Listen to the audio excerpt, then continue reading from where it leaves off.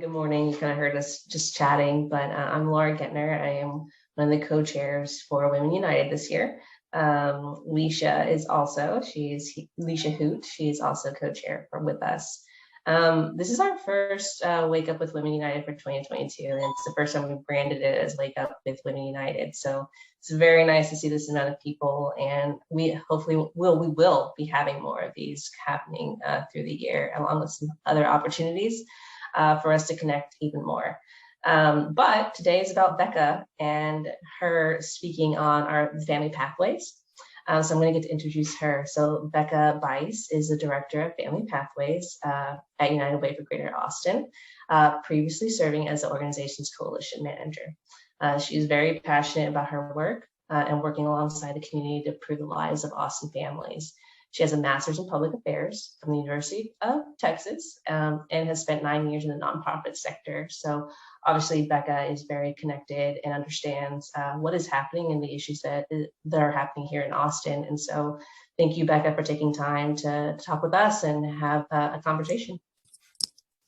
Of course, it's so good to be here. Thank you for having me. It's really nice to see faces that I don't get to see very often. So hi to everybody. Yeah, and I'm really excited to be here today, and I'm really excited to talk about family pathways. I've been in this role only for about a month, but I have been working with the Family Pathways team for the entire 2+ years that I've been at United Way for Greater Austin, because it's just work that I really love. And if you knew Paula, who was my predecessor, she could tell you that I have been bugging her to get involved wherever I could in whatever role I was in at United Way. So needless to say, I'm so excited to be able to talk to you about family pathways. So I'm going to share my screen.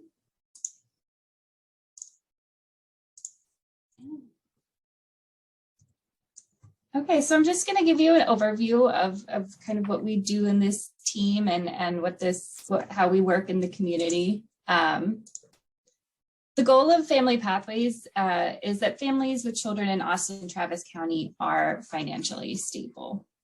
I know that these statistics are very familiar to this group, but just as a reminder, more than 1 in 3 children under 6 living in Austin, Travis County or live in households with low income. And 90% of children under 6 from households with low income are children of color. And I just want to make sure that everyone reads that one more time, because that is a staggering statistic. And I know we see it all the time, but just a reminder that that's a huge deal. And as you know, we are working to fight poverty here in Austin, Travis County in a lot of different ways.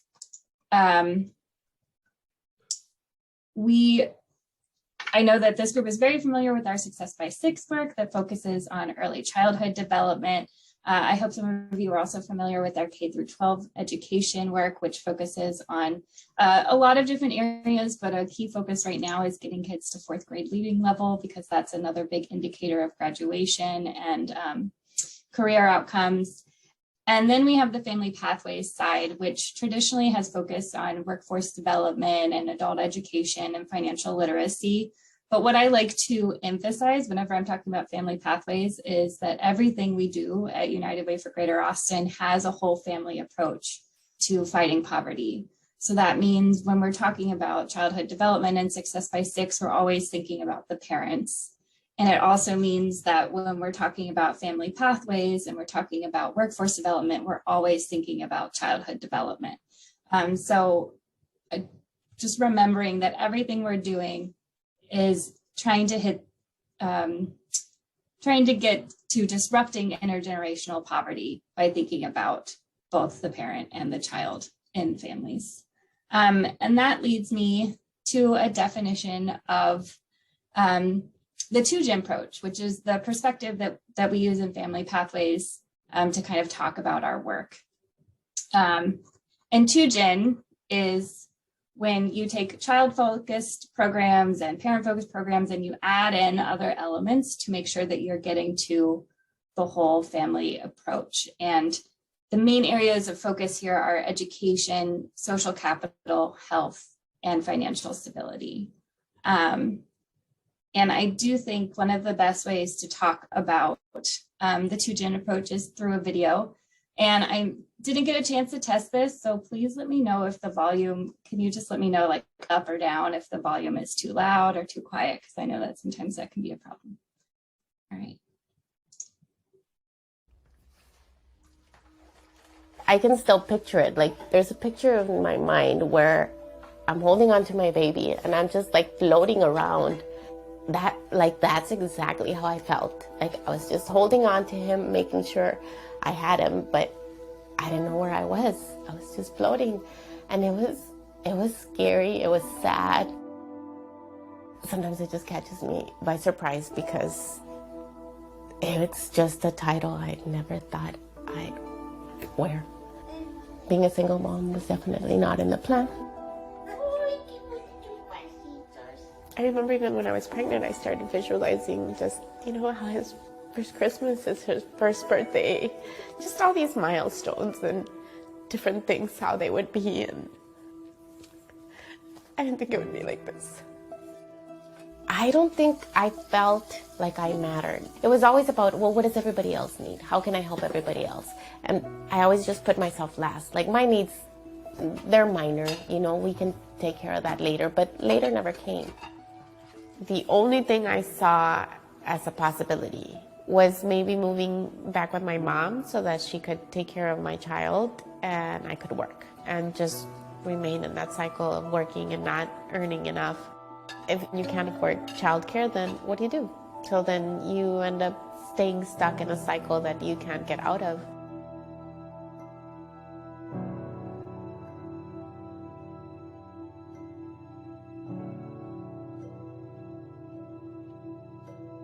Austin is probably one of the top 2 or 3 labor markets in the entire country. It's a tale of two cities. So you've got a lot of people who are caught up in the growth, who are making great incomes, and they get to really enjoy all the advantages of growth. But then you've got a whole other segment of the population that's not really experiencing that at all. These are the people who we could bring in to really create pathways through the education system and into what are called these middle skilled jobs that can offer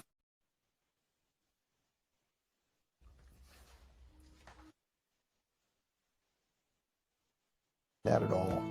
These are the people who we could bring in to really create pathways through the education system and into what are called these middle skilled jobs that can offer those families a family supporting wage.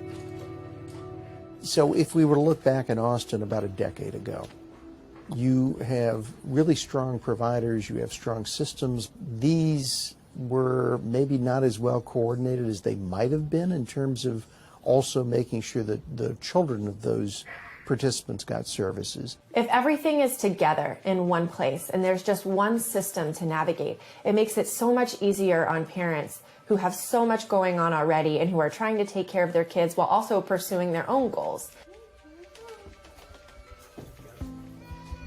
With 2Gen, it's really about a culture change with how we think about social services. It's about thinking about the whole family and bringing everything together at the same place and same time to make it easier on families, with the understanding that an investment in one generation is an investment in the other. Sounds good. Love you. If you can raise the parents' income while the kids are very young, 2, 3 years old, that leads to higher incomes, better educational outcomes for those kids later on as well. I think the 2Gen approach allows us to sort of see this in the immediate sense, which is that if we invest in these children and getting them childcare, mom or dad can go to school and get a better paying job and put food on the table and pay taxes and so on. And from a 2Gen lens, if we invest in that kid's going to have higher educational outcomes in the long term, and we will hopefully have broken a cycle of poverty, one family at a time. A few years from now, we can break that cycle. We can move on. None of that would have been possible if we weren't here. I would have had a much more limited set of options, and in turn that would end up limiting my child's future as well. I'm Antonio's mom, and Antonio's mom is very important because Antonio's very important. I want him to reach his full potential, but for him to do that, I need to do that. I really need to focus on myself so that I can be a good role model for him. Success is often modeled. It is important that the kids see, their parents sacrifice.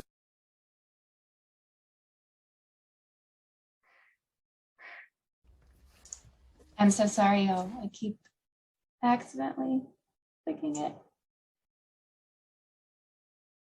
Working hard because it sets a model for what they should expect for themselves. We can have success stories like mine, like my parents. We can continue to have those kinds of success stories when we realize that it is programs like 2Gen that provide, these amazing services and the support for families. Seeing my father go to those community college classes and seeing him talk about why it was important to get an education is what inspired me to. Had I not had the parents that I had, I would not be a city council member. I would not have gone to law school. I would not have had the ambition or the drive or the courage to accomplish anything that I've had.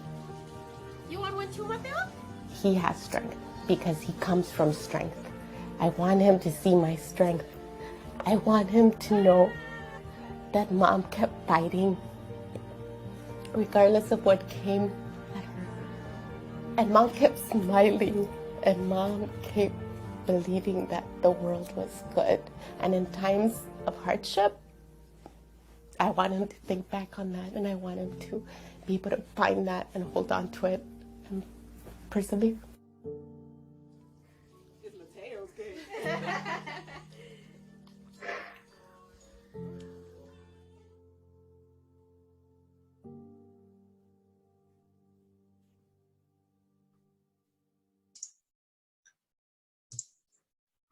I know it is a lot of emotions early in the morning. Some of you, I'm sure, have already seen that video, but I think it's a really good explanation of what 2Gen is, and it's also just a wonderful video. I could watch it a million times. That video can be found on our website. If you ever want to share it, I'll pop the link into the chat later in the meeting. But anyway, so that is the 2Gen approach. The 2Gen approach is focusing on parents, especially parents of young children and children at the same time, with the hope of higher outcomes for both parent and child, and eventually breaking the cycle of intergenerational poverty. So I just want to note that we've been doing this work for a long time, and we're not doing it at random. This work is guided by the Austin Travis County 2Generation Strategic Plan, which was drafted in 2018 and 2019 by a group of community members working with consultants, city and county, as well as United Way for Greater Austin. And I do have the link to that strategic plan that I'll put in the chat in case anyone is interested in looking at it. And yes, I will find the link to the video and share it before the end of this meeting. I'm sorry, this is blurry, but these are some pieces from the strategic plan and some other work done in the strategic planning process that I think outlines, again, the 2Gen approach. So we're falling into those 4 buckets of educational success, financial security, social capital, health and well-being. But you can see here that we're looking at both child outcomes and parent caregiver outcomes. So we're looking at child outcomes like improved physical and mental health outcomes because the home is more stable, maybe because they're getting better nutrition. We're looking at parent caregiver outcomes as well, such as process towards financial goals. And I also want to note on here, one of the things that we've been really leaning into recently, because we're in year 4 of the strategic plan, is that bottom piece, which is system improvements, which again is a lot of the work that United Way for Greater Austin does, is making systems change in our community. And so we're thinking more about advocacy opportunities and how we can lift up the voices of organizations and agencies that are using this 2Gen approach to advocate for its spread across Austin and for the other support systems that whole families need. Some of the work that we do through the Family Pathways team here at United Way for Greater Austin to further the 2Gen strategic plan kind of fall into 2 buckets. And the first is convening the 2Gen coalition, and the second is running in partnership with other organizations some pilot programs. So I'll first talk about the 2Gen Coalition. The 2Gen Coalition is a network of 281 stakeholders. That's individuals that are committed to the 2Gen idea or working in a 2Gen program, and 119 organizations, like I said, committed to strengthening and expanding 2Gen services and resources for Austin area families. So this group is made up of direct service providers, workforce training centers, adult education centers, city and county representatives, and financial literacy programs. And similar to the Success by Six Coalition, we have quarterly stakeholder meetings. We had one last week. If you're interested in attending those stakeholder meetings, please feel free to pop your name and email in the chat, and I'm happy to add you to our email list to let you know when those are coming up. We also have bi-monthly work group meetings, which is where stakeholders of the 2Gen Coalition can get a little bit more engaged in the work that we're doing. The two active work groups that we have right now focus on middle skill training and entrepreneurship, as well as educational foundations. But I want to remind you that, again, we're looking, even though these seem like they're falling into just parent serving areas, we're looking at everything through a 2Gen lens. So we're still thinking about child development and where we can lift up both the adult and the child at the same time. I also want to note that we're looking at everything through an equity lens. So if you remember at the beginning of the presentation, we had that staggering percentage of children in poverty who are children of color. So we've been working really hard in these work groups to recognize racism as a real and very forefront barrier to parents being able to access and complete these opportunities here. So the second piece of our work that I want to talk about is the pilot programs that we are running with a lot of different organizations across Austin. We're really using these to be innovative and collect good data and make the case to expand some of these programs across Austin. The first are two programs that we're doing in partnership with ACC and its Advocacy Center. And this program provides financial supports. So we have both an incentive program for passing classes and a monthly stipend to parenting students of low income with children under the age of 12 who are enrolled in a degree or credential program leading to a living wage. And we've been defining that leading to a living wage as middle skill jobs, mostly in the health and tech industry. The focus here is on young parents of color, ages 18 to 29. And the great thing about partnering with ACC with this is that their advocacy center is already providing wraparound supports to students with low income. And so that includes case management, assistance applying for state benefits, childcare stipends, and childcare subsidies. I was like, that's not the right word.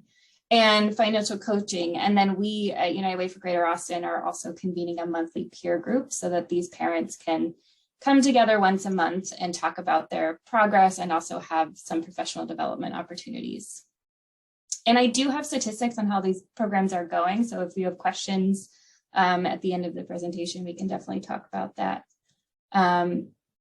Both of the ACC programs are in either their third or their second semester, so they're still pretty new, but we're starting to collect preliminary data there. Another program is in partnership with Dell Medical School. It's called the Early Bird Program. We are contributing to a 529 college savings plan for the child whenever families achieve health and financial wellness milestones. And you can see here that these are milestones for both the child and the parent. So they would get a payment into that college savings plan if the mother attends a postpartum visit, if the child attends a well visit, if the child is enrolled in pre-K. And this can grow up to $400 in its initial amount through scholarships and gift cards. And of course, as we all know, it's a savings plan and it will grow over time. And I just want to note here that research shows that similar scholarship programs like this one improve children's socio-emotional, it's early in the morning, development, increase the parents' expectations in terms of their child actually going to college, and reduce symptoms of depression for mothers. And then a final program that we're doing pretty actively right now is the PACES program, which is preventing ACEs through collaboration and economic supports. And that is a partnership with Foundation Communities.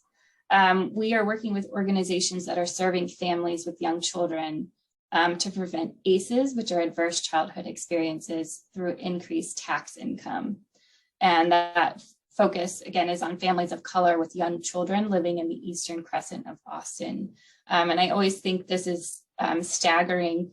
Of course, we all know that the child tax credit has been raised in the past year, and the amount of gosh, I can't think of the word. Anyway, the amount that parents can receive back on their taxes by just filing through the earned income tax credit and the child tax credit is pretty substantial, and families aren't always going through that filing process, and sometimes they're paying for it. And so this program is working to bring awareness to the fact that you can get your taxes filed for free through Foundation Communities. And it's also training those organizations that are serving with those families with young children on how increased income for the family can help prevent adverse childhood experiences. And again, I have some extra statistics on this program if you would like to know. And I just wanted to say impact at a glance. This is just a screenshot grab from our website, but I want to bring it back to the reminder that yes, we do work in family pathways at United Way for Greater Austin, but through the 2Gen Coalition, we are working with partners across Austin who have been working through a 2Gen lens for a very long time. And so the current numbers that we're seeing right now are 3,685 families served through 2Gen approaches, 23% of clients with children under 12 completing a credential and a degree, and 89% of clients earning higher incomes after 2Gen programming.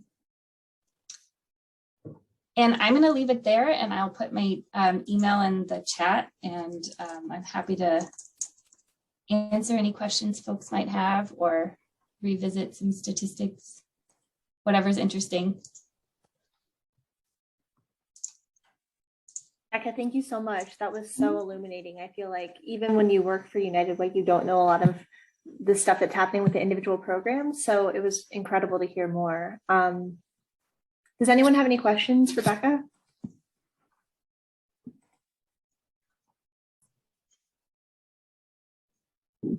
I guess, Becca, one of the questions I had was, considering it's International Women's Day, do you have any statistics around how many women versus men are served by that program? And yeah. I don't have the statistics, but I can tell you with absolute definitely that we serve more women through 2Gen programs than we do men. We do have one man enrolled, one father enrolled in the Austin Community College project, which is really exciting, and we'd like to see more of that. But yes, and in lens of International Women's Day, absolutely, these programs serve women. And they serve their children, so that's great.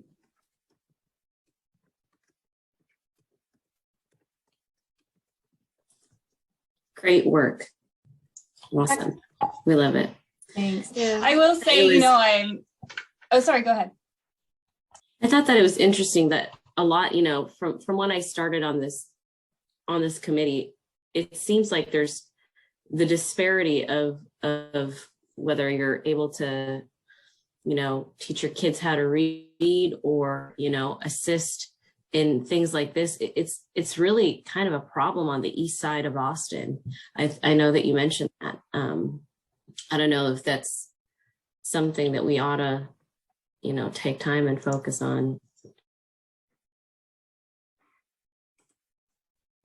Yes, I had a East Austin statistics somewhere that I can't seem to find, but absolutely. Yeah. When I was going back through and pulling through this presentation, just the zip codes of focus and the general areas of focus really do fall many times in the Eastern Crescent of Austin. And I also want to note that we're aware that so many families are also moving outside of Austin, Travis County because they're getting pushed out by housing prices and their incomes are failing to keep up with the cost of living. So definitely, I was a geography student when I was an undergrad, so I'm always interested in how prevalent geographic boundaries really do. They are important things to keep in mind.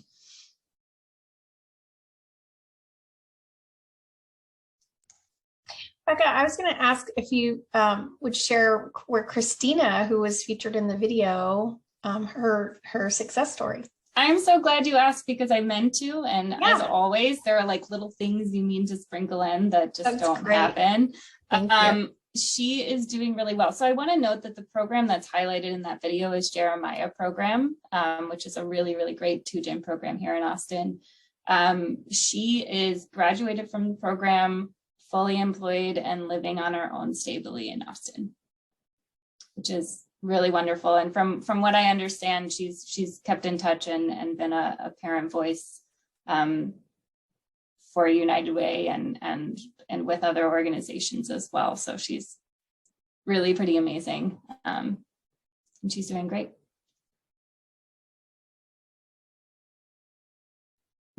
One thing I found interesting was that most of the people that are studying through those programs are studying tech and healthcare. Those are two massive industries in Austin, and I thought that was an interesting fact. Yeah, you know, there's a workforce plan here in Austin that has identified the jobs that are of high demand, that aren't the people who are qualified to take those jobs. That percentage of the population is not actually reaching the number of job openings, and that's where a lot of these health and tech industry jobs are falling into kind of that gap. So there's been a big push in sort of like the workforce field in Austin recently to encourage those training programs. They're a shorter credentialing process usually than getting a full associate's degree sometimes, and certainly a bachelor's degree. But it can lead to a career that's in demand, and it can lead to a family sustaining wage. And so, you know, we try to stay balanced with family pathways and encourage associate's degree, encourage adult basic education or getting your GAD. Wherever families are is where we want to be and want to be supporting them. But the middle skill jobs, especially in health and tech, have really been the focus over the past few years, because exactly what you said, the nature of where Austin is growing and the nature of job demand. And also keeping in mind what families, what we call a family sustaining wage, what a parent would need to be able to support their family in Austin. Hey, Becca, I was wondering about what conversations are are happening around Williamson County and the merger, because I know also Eastern Williamson County, communities like Taylor, are often lower income and have fewer resources. So I'm just wondering where those conversations are. That's a really good question. I would say they're at the beginning stages. Williamson County has really started out with Success by Six, and they're building out that Williamson County arm of Success by Six. But I worked with Casey a lot in my previous role, and she's wonderful. And I hope to continue to stay in touch with her and see where we can have some overlap. I think something we've been really looking into, again, more so in the past couple of years, is having some overlap between these coalitions and having the 2-gen coalition elevate the asks and the needs of the Success by Six coalition and GARC and vice versa. Just because everything here is interconnected. And again, we're always talking about the whole family. And so I would hope that we would get to the point with Williamson County where we're having these conversations, because it's hard to do the work when you're just having one approach, but you do have to start somewhere. Yeah, does Austin Community College does have branch in Williamson County, right? Or no? I don't know. Does anybody else know? No. I'm not sure. I think it does, but that I could see that as a possible Yeah, that's good to know. expansion if it is, Definitely. but yeah. Yeah, they've been a great partner. They already provide so many wraparound supports to their students. It's been a really good opportunity. Actually, now that I think about it, I think Texas State has a branch. So I wonder, I mean, ACC might too, but I think Texas State does have a like a nursing facility or a couple of specific programs that they lead. Awesome. Does anyone have any other questions for Becca? Well, I know a couple people had to jump at the 9 o'clock mark, so that's good to know. This is our first of these events, so we're really excited to do a few more. And Becca, this was a wonderful way to kick it off. It was a wonderful day to kick it off. So I think I speak for everyone in saying we really appreciate the work that you do and all of your help understanding it. So does anyone have any last comments or anything? I would just say thank you, Becca, so much, and everyone for being here, and everyone who's a part of Women United. I mean, the reason we share this is because this is what your investment is making possible. So just know that, like, Christina's story and that success is something that you're helping make possible. So thank you all again, and just please share this story that you heard today about what we're doing in the community. Share it with someone today in conversation and invite them to be a part of it.